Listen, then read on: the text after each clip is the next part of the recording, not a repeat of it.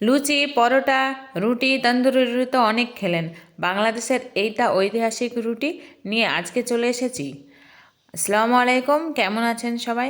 আশা best ফুডিতে আবার একটা নতুন রেসিপিতে আপনাদের স্বাগত। আজকের রেসিপি হচ্ছে বাংলাদেশের ঐতিহাসিক রুটি নিয়ে। এটা কলাইয়ের আটার রুটি।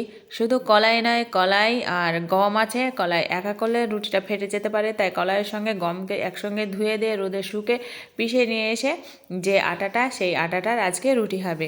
তো আটাটাকে এইভাবে নিয়ে ভালোভাবে একটু একটু করে জল দিয়ে ভালোভাবে এটাকে মলম দিয়ে নিতে হবে।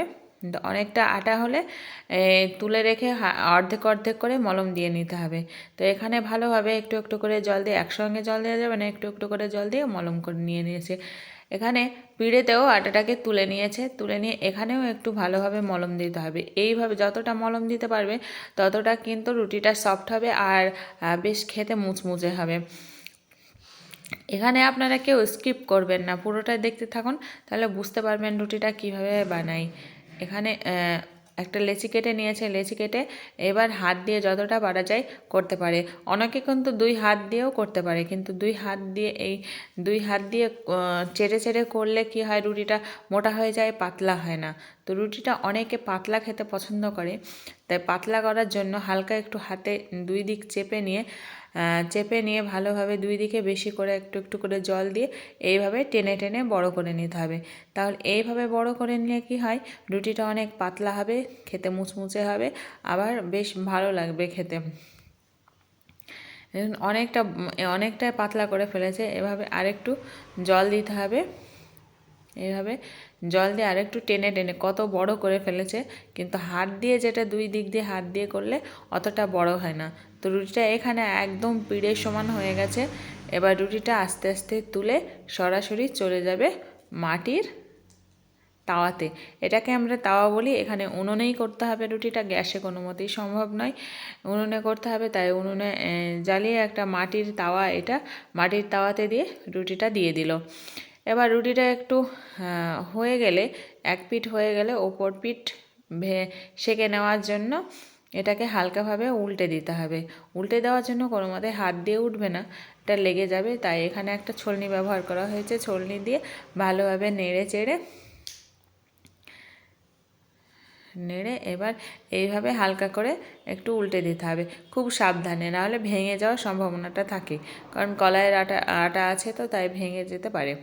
কলাইয়ের আটার জন্য এখানে আটাটা অনেক কালো কালো লাগছিল, কিন্তু খেতে অনেক দারুণ টেস্টি হবে।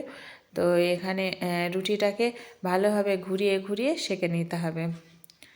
এখানে উনুনের জালটা কিন্তু খুব হিট দিতে হবে, হিট ছাড়া এই রুটিটা উঠবে না খোলা থেকে।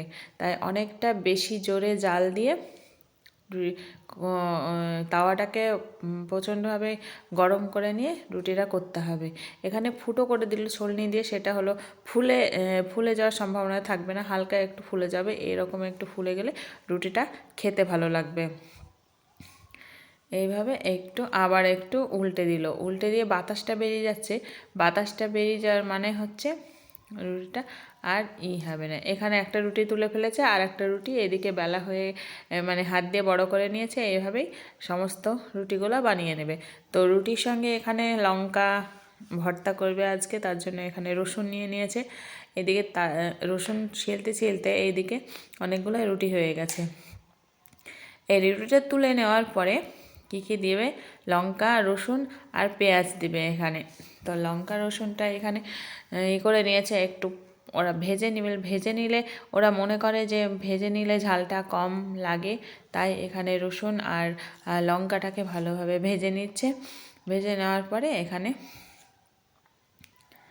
তুলে নেওয়ার পরে দেখলো যে লঙ্কাটা একটু তো এইভাবে তুলে নিল। তারপরে দেখলো যে লঙ্কাটা একটু কম ভাজা হয়েছে, তার জন্যে লঙ্কাটা আবার একটু এইভাবে খুঁটে সবাই মিলে তুলে এইভাবে তুলে নিল। তুলে নিয়ে আবার খোলার ভিতরে দিয়ে দিল। খোলার ভিতরে দিয়ে এটাকে ভালোভাবে আরেকটু নেড়ে চেড়ে আরেকটু নরম করে নিয়ে এখানে তুলে নিল। এখানে সব সুদে তুলে নিল, একটু ঠান্ডা হয়ে গেলে এবার একটা শিলনোড়া নিয়ে চলে এসেছে। শিলনোড়ায় এটা বেটে নিতে হবে।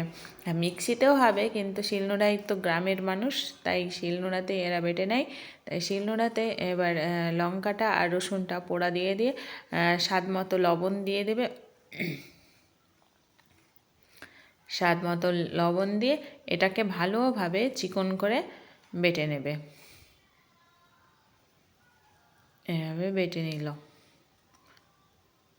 তো বেটে নেওয়ার পরে এখানে অনেকটাই বাটা হয়ে গেছে। বেটে নেওয়ার পরে এখানে পেঁয়াজ অনেকগুলো কেটে রেখেছিল, দেখেছেন, মনে হয় যে 2 দিকে ভাগ করে পেঁয়াজ রেখেছিল, যেগুলো একদিকটা বেটে দেওয়ার জন্য আর একটা কেটে দেওয়ার জন্য। তো এখানে আমি লঙ্কা সানা নিয়ে চলে এসেছি, আর রুটির সঙ্গে লঙ্কা সানার দারুণ মিক্সড হয়ে একটা খেতে শুরু করে দিয়েছি। তো দারুণ স্বাদ, অবশ্যই আপনারা বাড়িতে ট্রাই করে দেখবেন। আর আজকে আমার এই গ্রাম বাংলার রেসিপি ভালো লেগে থাকলে অবশ্যই লাইক, শেয়ার, সাবস্ক্রাইব করার অনুরোধ রইল। আর ফেসবুক থেকে দেখলে অবশ্যই ফলো করবেন। নতুন নতুন রেসিপি পাওয়ার জন্য আমার চ্যানেলটাকে অবশ্যই সাবস্ক্রাইব করে দেবেন। আজকে এই পর্যন্তই, আবার আসবো একটা নতুন রেসিপি নিয়ে। ততক্ষণ ভালো থাকবেন, সুস্থ থাকবেন, নিজের প্রতি খেয়াল রাখবেন। আল্লাহ হাফেজ।